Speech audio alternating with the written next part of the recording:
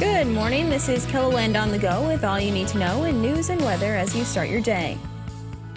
Happening this afternoon, the South Dakota Department of Public Safety will hold a public briefing on the investigation into the deadly crash involving Attorney General Jason Ravnsborg. This briefing was requested by lawmakers. It's set to start at 1 p.m. Central Time in the Capitol Lake Visitors Center. In September 2020, Ravnsborg was driving on the shoulder of the road when he hit and killed Joe Beaver in Hyde County. Last week, a panel of state lawmakers voted 6-2 to not recommend the impeachment of Ravnsborg. The full House will take up the debate next week. Around $80,000 worth of meth was seized during a traffic stop in northeastern KELOLAND. The Roberts County Sheriff's Office says the stop happened on I-29 early Tuesday morning. The deputy smelled an odor of marijuana coming from the car. During a search, 10 pounds of meth, nearly a pound of marijuana, a loaded gun, and a large amount of money were found. The Roberts County Sheriff says the traffic stop stemmed from the deputy's attention to detail. Strong winds made fighting a fire difficult for crews in western KELOLAND last night. The Hill City Volunteer Fire Department says they were called to a home in the northwestern part of town just before 9 p.m. Firefighters arriving on scene found fire coming from a garage that had spread to a nearby home. Crews faced wind gusts over 50 miles per hour and were able to stop the fire from spreading any further. The Black Hills Fire Chaplains Association, Super 8 Motel of Hill City, and the Red Cross are helping the people living in the home.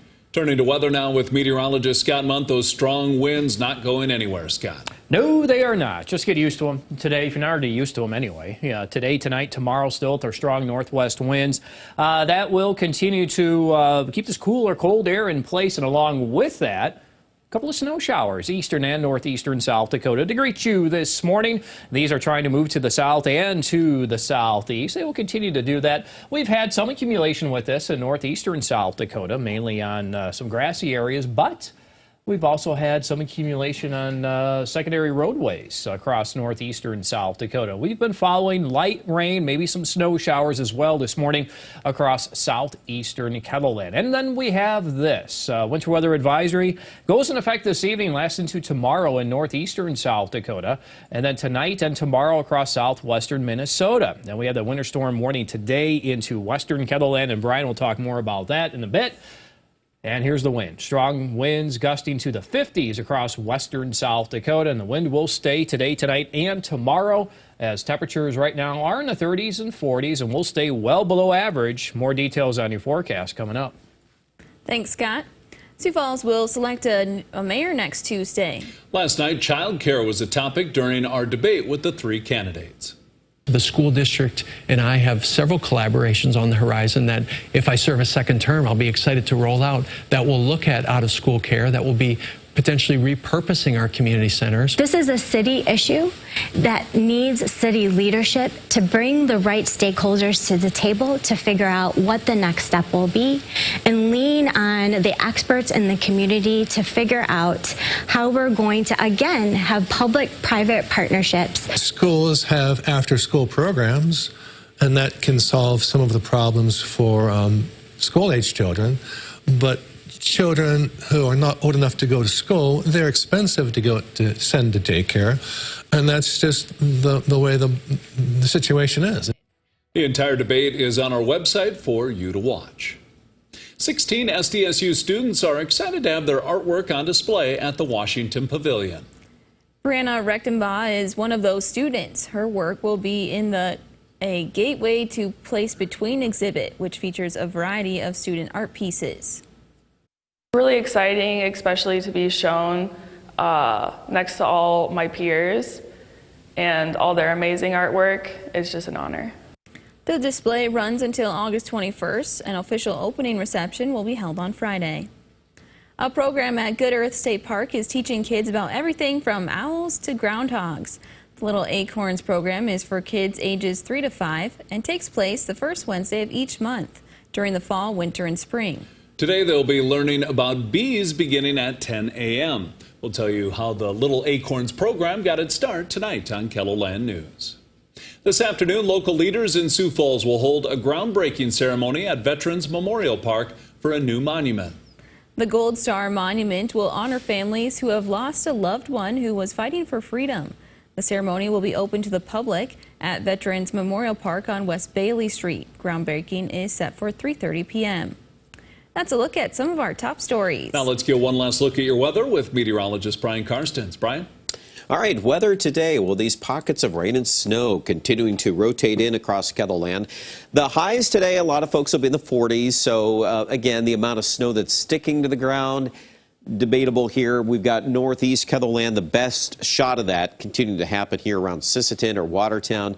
Also, the northern Black Hills. We have a winter storm warning. We don't want to forget about that. And again, that's in effect for your higher elevation points, specifically above 5,000 feet on that. Tonight, we still have a few intermittent pockets of moisture. Don't forget about all the wind. It's still going to be cranked up out there overnight tonight. Another lobe of snow coming in, rotating around the backside of that upper level low across western Minnesota, eastern South Dakota on Thursday. That, combined with the strong wind, creates some visibility reduction areas tomorrow. And notice your hourly numbers tomorrow are a few degrees colder than what we're seeing today. So I do think that will be a player on some of these road updates, and just kind of keeping that in mind. In April, you get slush and it can be windy for a time, and just not exactly a pleasant day there. Now, Friday, we throttle down the wind a little bit. We'll clear out this snow and rain chance, and then hopefully the weekend looks a little bit improved. As far as the total amount of moisture with all of this, it's not going to be much in central South Dakota. I do think Sioux Falls can still pick up maybe up to that quarter-inch threshold, and some of it could be divvied out as some snow. Marshall, Watertown, over half-inch. That's definitely a bullseye there, west central Minnesota. So that's where I would kind of hedge my bets on that. The total snow, we're going a couple of inches, maybe a bit more from Watertown north up to Watertown, Sisseton. You get that far north, you're talking 4+ in a small corridor there. That Buffalo Ridge will also run a little more snow the next couple of days. It's all behind that big upper level low there spinning in the Great Lakes region. Now that will pull away for the weekend. Once that happens, then we're going to watch a much more active pattern developing in the west. There's a big trough coming out that's going to kick out some big snows in the Rockies and severe thunderstorms and tornado outbreaks in the plains and areas that have been getting the severe weather. Where or what happens to KELOLAND? Well, at this point, we're probably in the middle of a lot of those talking points. We could get some thunderstorms next week.